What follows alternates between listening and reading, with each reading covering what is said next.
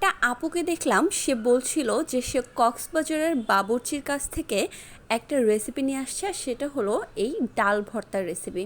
সে বলছিল যে এই ডাল ভর্তাটা নাকি কক্সবাজারের হোটেলগুলোতে খুব বেশি পপুলার আর খেতেও অনেক বেশি টেস্টি।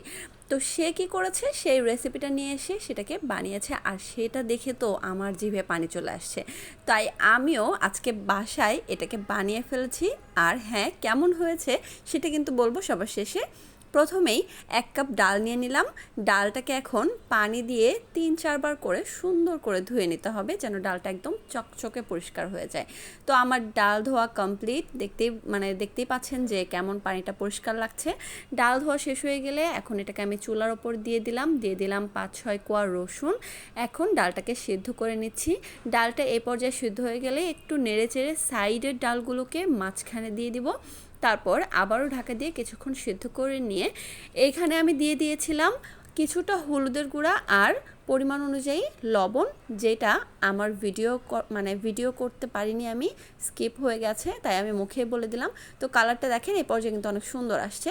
তো এই পর্যায়ে আপনার কাজ হচ্ছে এটাকে একটু ধৈর্য সহকারে নেড়ে চেড়ে এইটার পুরো পানিটাকে শুকিয়ে নেওয়া। আর এই কাজটা কিন্তু দাঁড়িয়ে থেকেই করতে হবে, যেহেতু ফ্রাই প্যান ছিল তাই নিচে যতই লেগে যাক আমার এটার পানি কিন্তু সুন্দরভাবেই শুকিয়ে গেছে। ডালে পোড়া পোড়া কিন্তু কোনো ভাব ছিল না। তো ডালটাকে শুকিয়ে নিয়েছি। এখন চলে আসছি আরেকটা প্যানে, এখানে দিয়ে দিচ্ছি বেশি করে শুকনা মরিচ কিন্তু একদম মচমচে করে আমি ভেজে নিব। তো কালারটা চেঞ্জ হয়ে আসছে, আমার মরিচটা ভাজা কমপ্লিট। তারপরে আমি কিছু রসুনকে ভেজে নিব। তো আপুটা যেভাবে করেছে আমিও সেম প্রসেসিং সেম রেসিপি আর কি ফলো করেই এই প্রসেসগুলো করছি। তো দেখেন রসুনটাও কিন্তু ব্রাউন করে ভেজে নিয়েছি। ব্রাউন কালার হয়ে গেলে নামিয়ে নিয়ে দিয়ে দিচ্ছি 2টা পেঁয়াজ কুচি। পেঁয়াজগুলোকে সুন্দর করে বেরেস্তার মতো করে ভেজে নেব, যেন যখন আমি ভর্তা করতে যাব এগুলো একদম মুচমুচে থাকে। তো পেঁয়াজগুলোকে একটু সময় নিয়ে উল্টে পাল্টে বেরেস্তার মতো করে নিয়েছি। কালারটা দেখিয়ে বুঝতে পারছেন যে এটা বেরেস্তা হয়ে গেছে। তো এই পর্যায়ে আমি পেঁয়াজগুলোকে নামিয়ে নিব। তারপরে চলে আসছি ভর্তা করতে। এখন এই তো মরিচগুলোকে আমি হাত দিয়ে সুন্দর করে ডলে ডলে গুঁড়ো করে নিচ্ছি। গুঁড়ো করা হয়ে গেলে এইখানেই রেখে দিয়ে আমি রসুনটাকেও হাত দিয়ে ডলে যতটুকু সম্ভব ভেঙে নেওয়ার ট্রাই করব। আস্ত থাকলেও প্রবলেম নেই, যেহেতু এটা ভাজা রসুন, এটা দাঁতের নিচে পড়লে কিন্তু অনেক মজা লাগবে।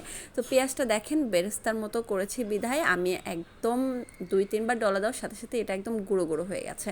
তো পেঁয়াজের কালারটা দেখেই তো জিভে পানি আসছে।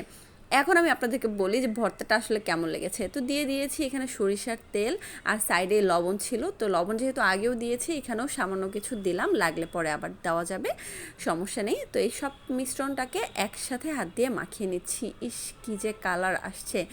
আর ভর্তাটা বিশ্বাস করেন আমি গতকাল রাতে করছিলাম, রাতে খাইছি, এখনও দুপুরবেলা আমি খেয়েছি। এটা এত মজা ছিল, মুখে পুরো লেগে আছে আমার।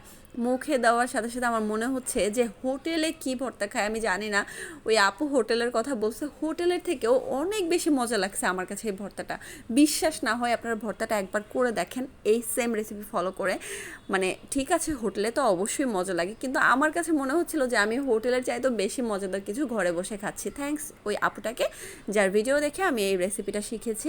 আর এই রেসিপিটা আপনাদের কারো যদি উপকারে আসে অবশ্যই ভিডিওটা শেয়ার করে রাখবেন। অনেকেই হয়তোবা এইভাবে প্রসেস করে বানাতে পারবে। ভর্তাটা দিয়ে ভাতটা যখন মুখে দিচ্ছিলাম মনে হচ্ছিল আমি অমৃত খাচ্ছি। ডাল ভর্তা সাধারণত আমার এত বেশি পছন্দ না, কিন্তু এই রেসিপিটা পাওয়ার পর এখন থেকে তো আমার মনে হচ্ছে আমি প্রায় প্রতিদিনই এই ভর্তাটা একবার হলেও করব, দুপুরের মেনুতে রাখতে চাইবো।